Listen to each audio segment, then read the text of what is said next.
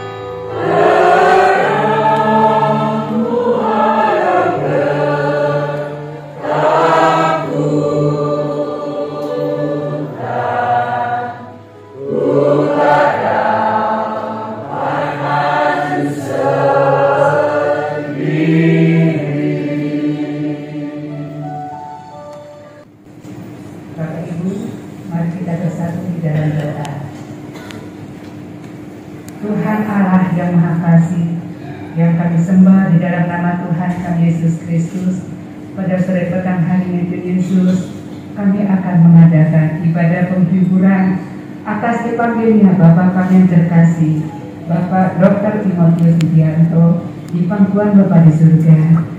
Tuhan, kami yakin percaya Bapak kami terkasih sudah bahagia bersama Bapa di surga.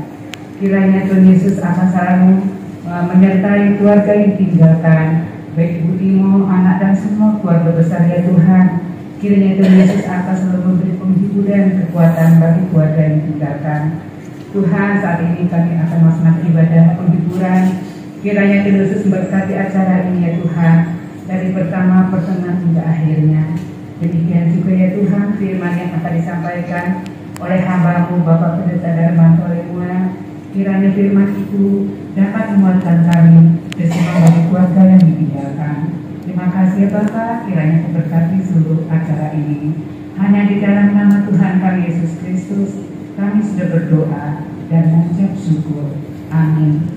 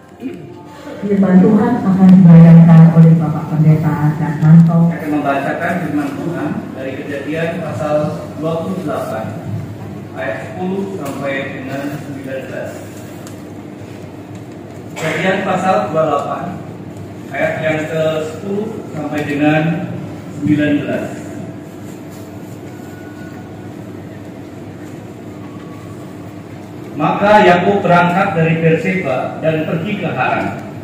Dia sampai di suatu tempat dan bermalam di situ. Karena matahari telah terbenam, ia mengambil sebuah batu yang terletak di tempat itu dan dipakainya sebagai alas kepala, lalu membaringkan dirinya di tempat itu. Maka bermimpilah ia. Di bumi ada didirikan sebuah tangga yang ujungnya sampai di langit. Dan tampaklah malaikat-malaikat Allah turun naik di tangga itu. Berdirilah Tuhan di sampingnya dan berfirman, Akulah Tuhan, Allah Abraham nenekmu dan Allah Ishak. Tanah tempat engkau berbaring ini akan kuberikan kepadamu dan kepada keturunanmu.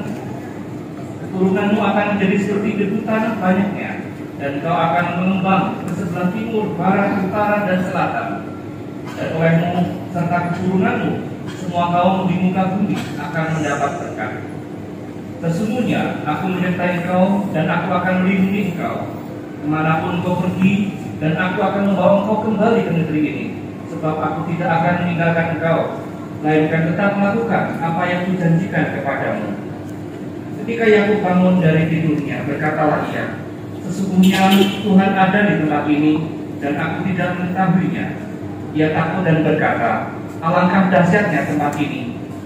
Ini tidak lain dari rumah Allah, ini pintu gerbang surga.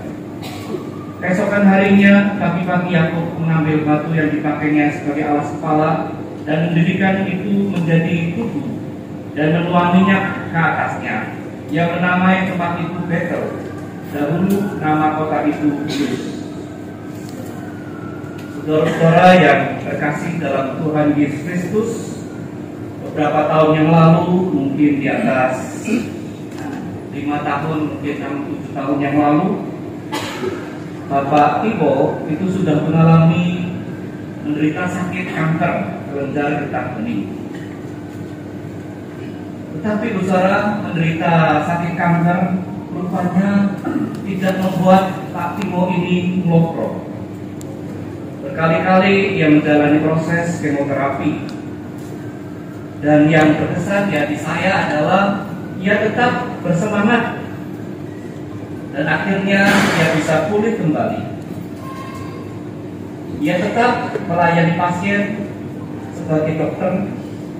Ia juga selalu terlibat di sekolah Masehi sebagai pembina, beberapa kali rapat dengan kami, dan kerap kali kami juga mintai nasihat atau berkonsultasi dengan beliau, dan nasihatnya selalu punya dasar hukum, selalu punya legal standing. Ya, Pak Timo kita tahu adalah orangnya tegas dan keras. Ya, saya sebagai pendeta kadang-kadang juga kena marah dari Pak Timo. Tapi nggak apa-apa, karena Pak Timo senior saya, ya. Bukan hanya saya, Roni juga. Tetapi kerasnya Pak Timo itu memperbaharui kami juga untuk lebih berhati-hati dalam melayani. Karena Pak Timo selalu cermat dan selalu memberi masukan yang sangat berharga. Itu di sekolah. Kemudian di gereja, Pak, dia juga selalu hadir dalam ibadah minggu bersama dengan Bu Timo. Yang saya kagumi dari Pak Timo adalah semangatnya yang tidak pudar meskipun ia menderita sakit. Saya jadi teringat akan sebuah puisi tentang keterbatasan kanker yang ditulis oleh seseorang yang kemungkinan adalah orang yang mungkin mengalami kanker atau penyintas kanker. Kanker sangatlah terbatas, tak dapat melumpuhkan kasih, tak dapat menghancurkan harapan, tak dapat merusakkan iman, tak dapat menggerogoti kedamaian, tak dapat meruntuhkan keyakinan, tak dapat menghapus persahabatan, tak dapat memadamkan kenangan, tak dapat membungkam keberanian, tak dapat membersihkan hidup yang kekal, tak dapat memadamkan roh. Kanker tak dapat melemahkan kuasa kebangkitan. Saudara, itulah yang saya lihat dalam diri Pak Timo. Meskipun mengalami sakit kanker, tetapi tidak bisa memadamkan semangatnya, pelayanannya, juga keaktifannya. Dalam operasi, kalau tidak salah hari Kamis yang lalu, saya sempat mengunjungi di rumah sakit BPK. Saya paginya ke sana dan siapnya dioperasi. Dia tetap terlihat segar, meskipun dia tahu resikonya seperti apa. Dan keadaan pasca operasi, yakni akan dibuatkan saluran di samping perut. Dan dia ceritakan harus terang pada saya pada waktu itu. Dan rasanya tidak ada kekhawatiran. Dia tahu resikonya sebagai dokter dan apa yang akan dialami setelah itu. Dia ini tentu adalah penyertaan Tuhan yang menopangnya. Saudara, perjalanan gelap kehidupan itu pernah juga dialami oleh seorang tokoh Alkitab yang bernama Yakub, yang setelah menipu kakaknya untuk mendapatkan hak keturunan. Waktu itu ia dikejar Esau yang akan membunuhnya. Bayang-bayang kematian menghantuinya. Dia kemudian lari dari Berseba. Sebetulnya Berseba adalah tempat yang nyaman karena bersama ayah dan ibunya. Tapi dia harus meninggalkan tempat itu menuju ke Haran, tempat amannya, suatu daerah yang ia tidak tahu seperti apa, yang tentunya terasa asing baginya. Tapi dia harus melakukan perjalanan yang tidak tahu seperti apa. Dalam perjalanan itu, saudara, karena matahari terbenam, dia singgah di suatu tempat yang juga gelap dan seram, seperti kuburan, yang dalam bahasa Ibrani-nya itu makom. Ini juga menjadi suatu cerminan dari jiwanya yang galau dan kacau karena ketakutan dan kegalauan setelah menipu anaknya Esau. Di situ dia bermimpi. Dan saudara, tadi kita sudah melihat mimpi itu. Bahwa di bumi ada didirikan sebuah tangga yang ujungnya sampai di langit. Dan tampaklah malaikat-malaikat Allah turun naik di tangga itu.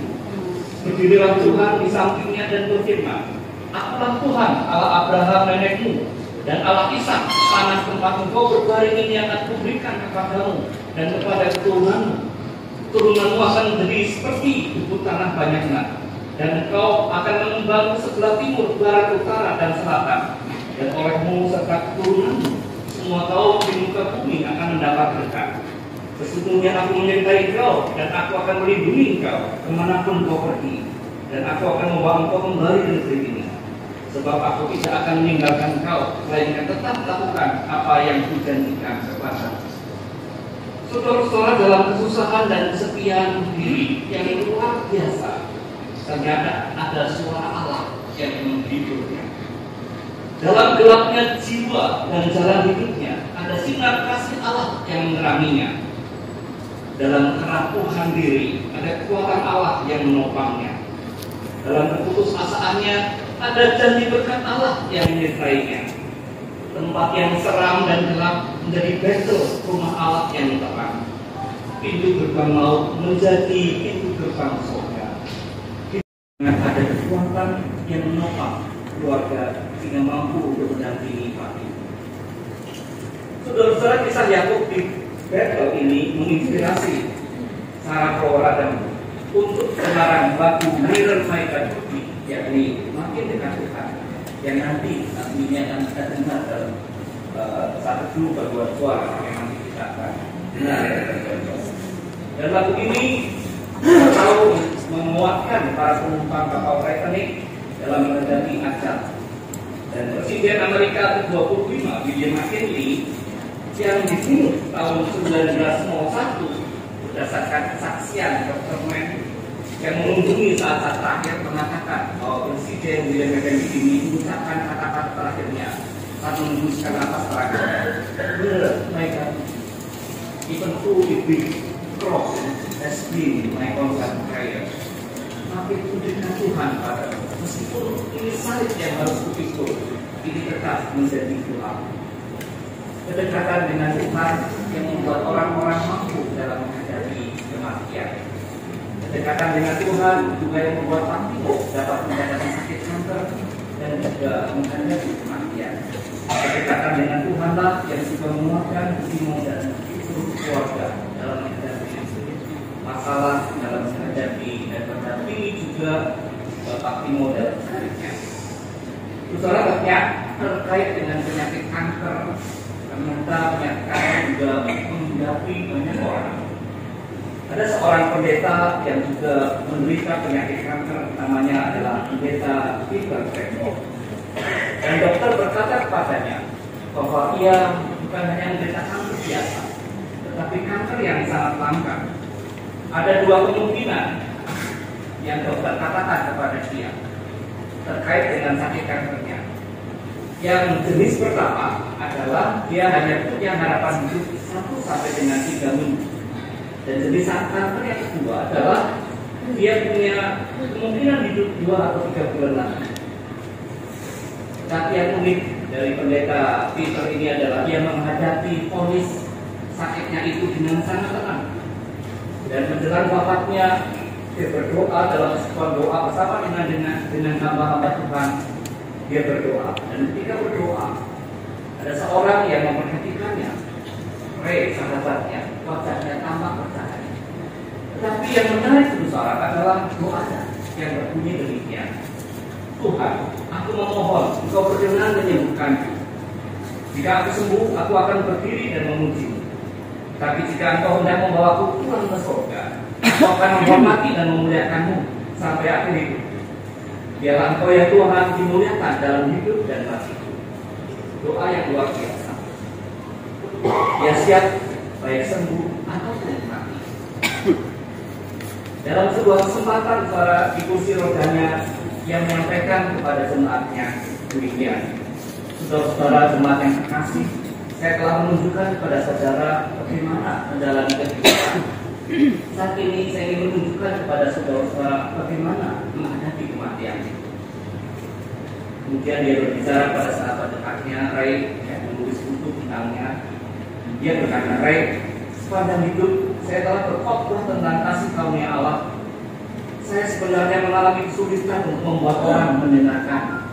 Tapi sekarang saya tidak punya kesulitan lagi, tidak punya masalah lagi, karena mereka telah melihat kasih karunia Allah yang bekerja dalam hidup saya saat ini. Bagaimana kasih karunia Allah bekerja dalam sakit kanker ini. Saudara, itulah rupanya kata-kata terakhir dari yang didengar Ray. Dan 2-3 minggu setelah itu Peter meninggal dunia dan menghadapkan hadirat Tuhan Yesus Kristus. Ray dan jemaat melihat ketika Peter menjalani kehidupan, tapi juga bagaimana menghadapi kematian. Saudara, itulah yang saya juga lihat dalam diri Pak Timo dalam menghadapi sakit dan kematian. Dia boleh tetap teguh, tetap tegar, karena ada kekuatan Tuhan yang menopangnya. Saudara-saudara, sakit kanker bukan hanya dialami oleh seorang pendeta, tapi juga seorang penyanyi Kristen yang komposer lagu-lagu rohani. Dia bernama Ira Forrest Hendrick. Tahun 1976 dia didiagnosis oleh dokter menderita kanker yang ganas yang telah menyerang seperempat dari otaknya. Diagnosis ini membuat dirinya hancur dan merasa hidupnya akan segera berakhir. Tetapi saudara, ia bangkit dari kegundahannya dan melangkah dengan mantap. Ia tetap teguh dalam imannya dan ia berserah kepada Tuhan. Selihat, tak tahu kan hari esok, namun langkahku tetap. Bukan surya kuharapkan, karena surya akan lenyap. Tiada ku gelisah akan masa menjelang. Ku berjalan serta Yesus, maka hatiku tenang. Stanfield, saudara, setelah mengalami kebangkitan iman, masih hidup 17 tahun setelah dia didiagnosis kanker ganas yang menyerang otak itu. Ia tutup usia pada tahun 1993 pada usia yang ke-80 tahun. Saudara yang terkasih dalam Tuhan, betapa sering kita mengalami kekhawatiran dan kekhawatiran menyedot energi kita, terutama ketika kita mengalami masa-masa yang sulit. Tak sedikit dari kita yang mungkin terpuruk dan melakukan hal-hal yang tidak terpuji karena rasa cemas dan khawatirnya. Padahal tentu jika seperti itu bukanlah cerminan dari anak-anak Tuhan. Sebagai orang yang percaya, saudara, seharusnya kita bisa bersikap seperti Stanfield ini, tidak terpuruk dalam menghadapi pergumulan berat, tetapi ia dapat berkata, I don't know what the future, but I know who will plan. Aku tidak tahu apa yang terjadi besok karena aku menderita kanker, tapi aku tahu Tuhan yang sadar dari bersama saya. Dan saya percaya Tuhan yang menjadi pegangan dari Pak Timo, juga tentunya Timo saat ini dan juga keluarga.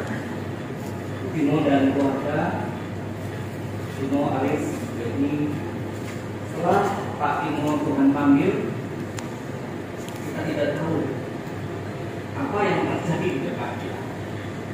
Kita juga tidak tahu apa yang terjadi esok hari, 1 minggu nanti, 1 bulan lagi, tahun depan, apa yang terjadi tahun ini juga kita tidak tahu. Berbagai prediksi dari para ahli tahun 2023 ini dan tahunnya, kita tidak tahu akan masa depan. Mungkin gelap dan gelap, mungkin ada banyak rintangan di depan kita. Kita tidak tahu apa yang terjadi. Kita juga tidak tahu apa yang terjadi nanti pada Patimo tidak asal menjalani kasih sehat. Tapi kemudian tidak tahu apa yang terjadi di masa-masa depan kita. Tapi kita percaya dan tahu bahwa Tuhan yang memegang masa depan kita. Dan Patimo yang ada di zaman anak kita, dia meninggal, tapi dia tetap dijamin oleh Tuhan Yesus. Ini menjadi apa? Bagi orang yang tetap berjalan bersama dengan Tuhan dalam perjalanan sulit, orang-orang yang mungkin merasa begitu menyakitkan, tapi tidak percaya